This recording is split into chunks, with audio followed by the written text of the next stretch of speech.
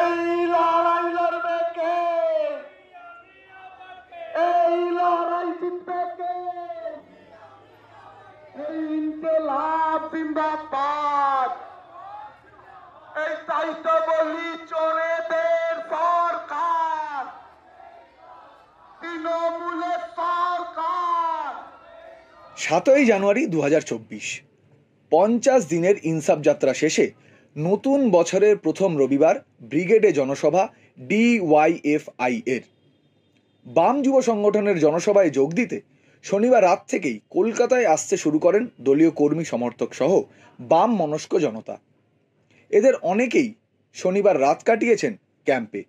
সকাল হতেই শুরু হয় মিছিল।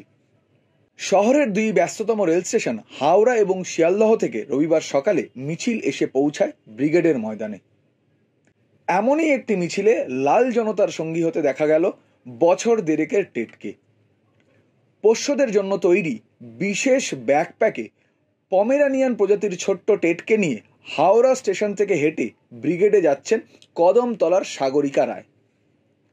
গয়নার ব্যবসা রয়েছে সাগরিকার। স্বামী প্রদীপ্ত রায়ও একজন ব্যবসায়ী। সাগরিকা এবং প্রদীপ্ত দুজনেই রবিবার ব্রিগেডে এসেছেন, আর তাদের সঙ্গেই ব্রিগেডের মাঠে এসেছে তাদের আদরের টেড। শনিবার রাতেও ব্রিগেডের ময়দানে এসেছিল এই পমেরেনিয়ান।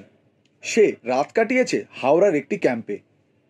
রবিবার সাগরিকার পিঠে চেপে বাম যুব সংগঠনের ব্রিগেডে সামিল টেড।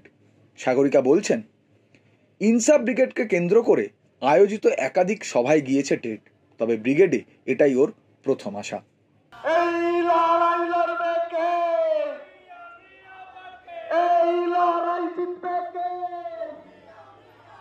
এই ইনকিলাব জিন্দাবাদ।